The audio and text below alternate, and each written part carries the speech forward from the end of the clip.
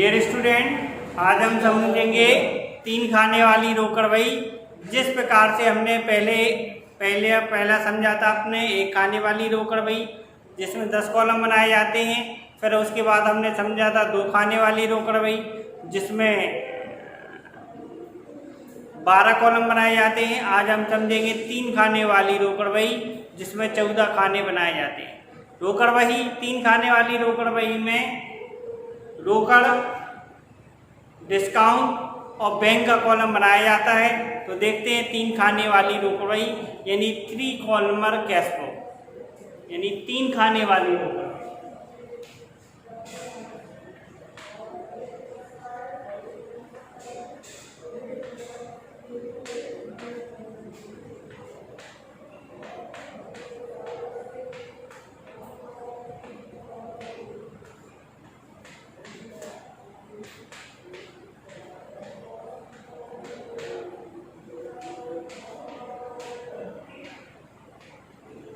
Try columnar cash flow,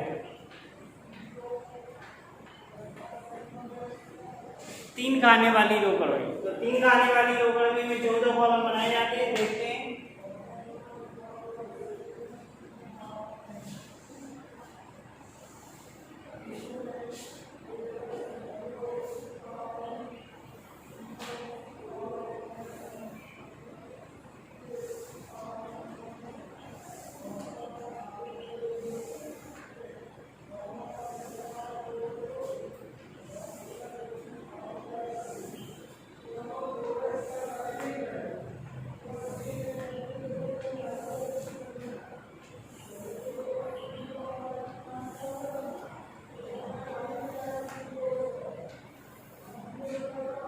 तीन खाने वाली रोकड़ बही 14 कॉलम बनाए जाते हैं। देखते हैं 14 कॉलम के नाम कौन कौन से हैं।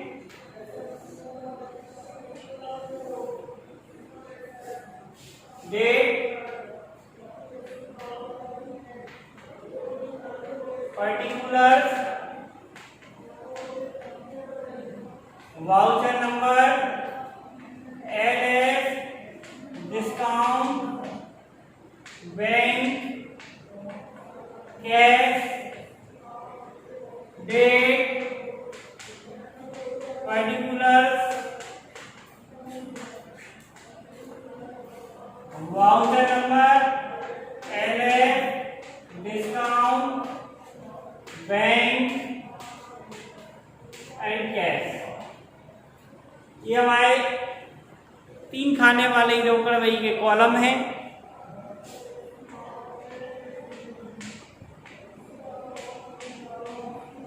अब हम एक सवाल देखते हैं। सवाल को पढ़ते जाएंगे और धीरे धीरे करते जाएंगे जिससे कि आपको सवाल समझ में आ जाए।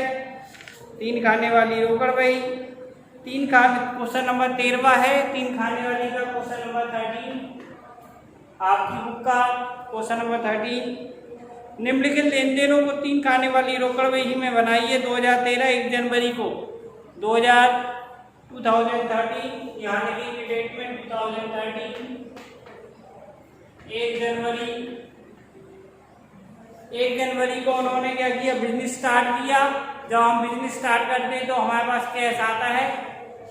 रोकड़ बही का एक फॉर्मूला है, डेबिट में पैसा आएगा, क्रेडिट में पैसा जाएगा। जो भी पैसा आएगा उसे हम डेबिट में लिखेंगे, जो भी पैसा जाएगा उसे हम क्रेडिट में लिखेंगे। कहाँ लिखेंगे? जो भी पैसा आएगा वो डेबिट में। व्यापार चालू किया तो व्यापार का पैसा आया तो डेबिट में लिखा जाएगा, तो कैपिटल अकाउंट।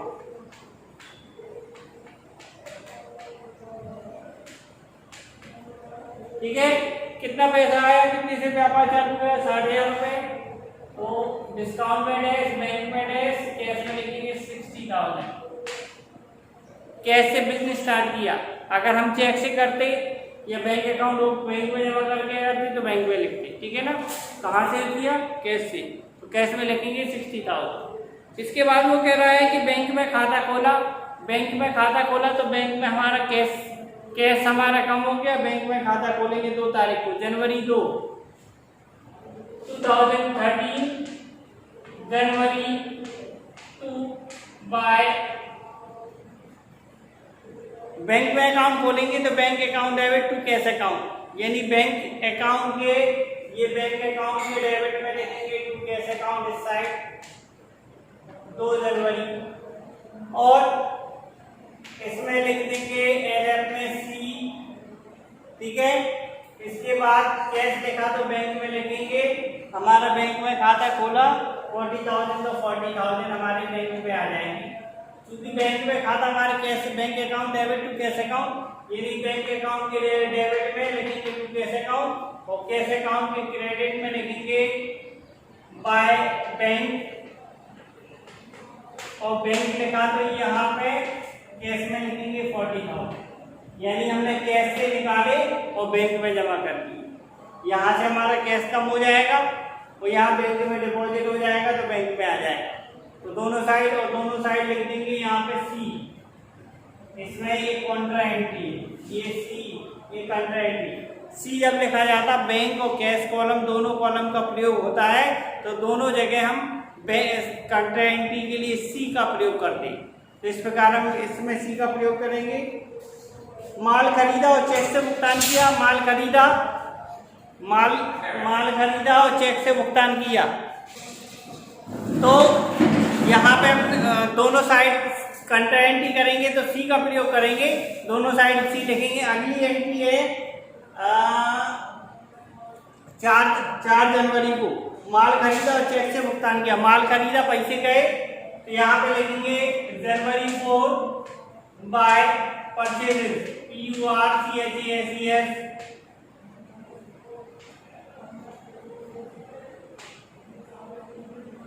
चेक से भुगतान किया तो बैंक में लिखेंगे 8,000, डिस्काउंट में डैश, कैश में डेट और बैंक में लिख देंगे हम 8,000, यानी 8,000 से हमारी बैंक कम हो जाएगी। गुड्स परचेज करेंगे तो हमारी बैंक कम हो जाएगी। नेक्स्ट 6 जनवरी को सुमित को चेक दिया, फिर पेमेंट किया क्रेडिट में जनवरी 6 बाय सुमित,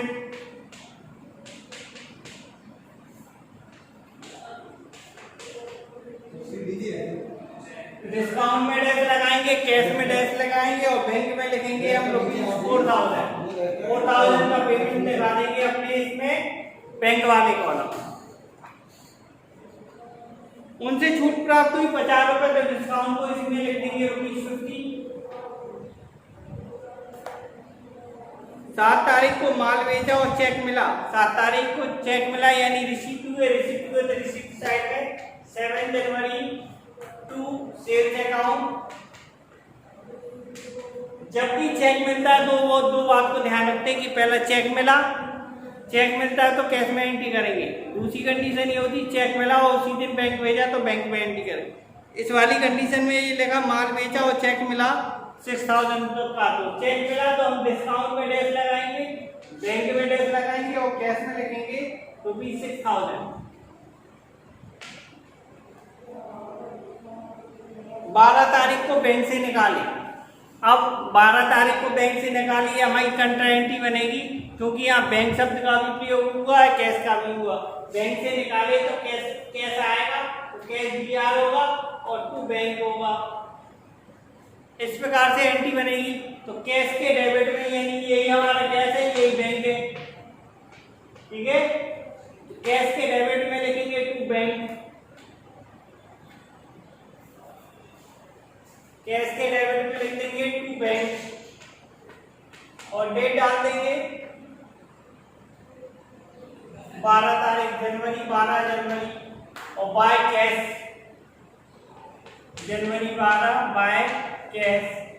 क्योंकि ये दोनों साइड एंट्री हुई है तो दोनों साइड हम सी लगा देंगे, कंट्रा एंट्री सी लगा देंगे। इसके बाद यहाँ बैंक लिखा तो कैश में लिखेंगे, बैंक से निकाले 4,000 रुपीज तो बैंक में लिखा तो यहाँ कैश में लिख देंगे और बाकी में डैश, यहाँ कैश में लिखा तो बैंक में लिख देंगे, बाकी में डैश 4,000, यानी बैंक से कम हो जाएगा और कैश में आ जाएगा। उपरोक्त चेक को बैंक भेजा, कौन सा उपरोक्त चेक, यानी हमें एक चेक मिला था 6,000 रुपए का, उसे हमने बैंक भेज दिया।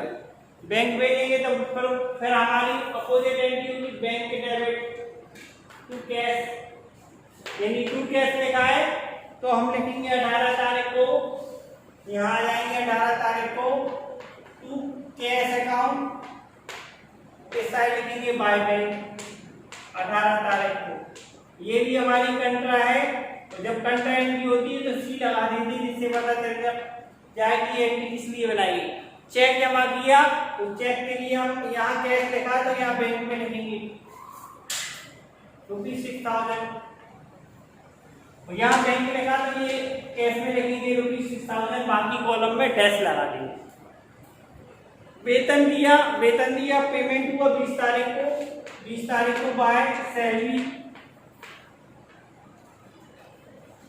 पेमेंट हुआ 1500, कैश में लिखेंगे 1500, क्योंकि चेक के बारे में नहीं लिखा गया तो बैंक में कैश में लिख देंगे। फर्नीचर खरीदा 22 तारीख को पेमेंट हुआ bye furniture, FURNITURE furniture 8000, cash में लिखेंगे क्योंकि इसमें भी चेक के लिए नहीं कहा गया। बैंक में जमा किया, फिर एंट्री आ गई, बैंक में जमा किए कंट्रा एंट्री, बैंक में जमा करेंगे तो bank account debit to cash account 24 तारीख को, 24 में लिखेंगे टू कैश, बैंक में जमा किए तो कैश, तो इस साइड लिखेंगे बाय बैंक 24 तारीख में बाय बैंक, क्योंकि दोनों साइड एंट्री हुई है और उसमें भी फिर सी लगा देंगे कंट्रा एंट्री।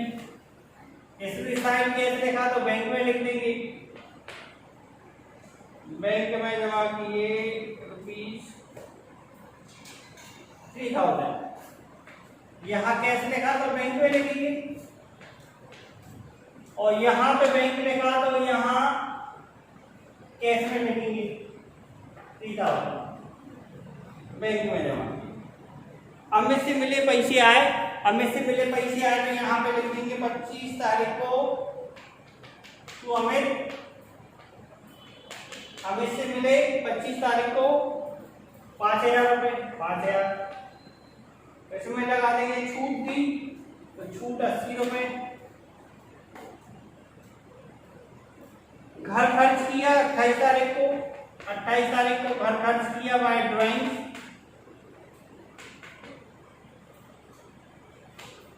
6000 कैश में किया क्योंकि बैंक में नहीं लिखा तो कैश में लिख देंगे। 31 तारीख को मजदूरी दी तो ये भी 31 तारीख को मजदूरी दी बाय वेजेस, इसमें भी नहीं लिखा बैंक से दिया कैसे किया तो कैश में लिखेंगे 400।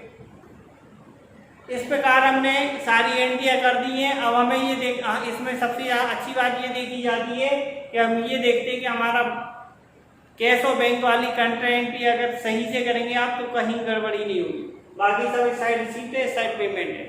तो ये ट्रिपल कॉलम कैश में होती है, कंट्रा एंट्री को ध्यान में रखा जाता है। आप सबसे पहले टोटल करेंगे, हम इसके तीनों साइड में टोटल कर दे रहे हैं तीनों कॉलम का। यहाँ पे डिस्काउंट में 80 आ जाएगा, डिस्काउंट का सिर्फ टोटल किया जाता, बैलेंस नहीं निकाला जाता, तो इसमें 80 आ गया। इसमें देखिए 40 और 4 44 50 और 58 58,000 आ गया। यहाँ पे इसका देख ले रहे हैं, ये 50 आ रहा है, यहाँ 58 आ रहा है। 58 में से हम माइनस करेंगे 8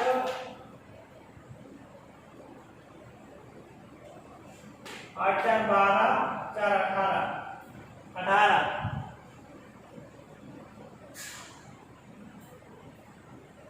रुक जाइए, भी चेक कर लिए रहता। डियर स्टूडेंट, इस वाले सवाल में जो बुक में आंसर दिया है वो गलत है, गलत प्रिंटिंग है।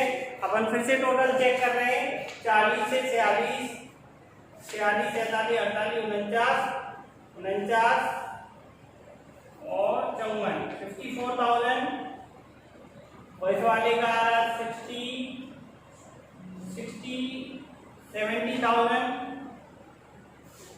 70,000, इसका 54,000, यहाँ लिखेंगे बाय बैलेंस CD।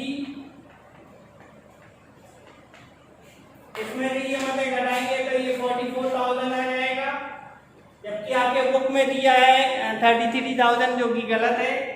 इसका ये माइनस करेंगे तो ये इसका आंसर आ जाएगा 11,100, जबकि बुक में दिया 10,100। तो अपन ने जो सवाल किया वो सारी मतलब सही है, हमने चेक कर लिया इस सवाल को। और आप इसे नोट करें। कोई डाउट है तो आप इसे पूछ सकते हैं। धन्यवाद।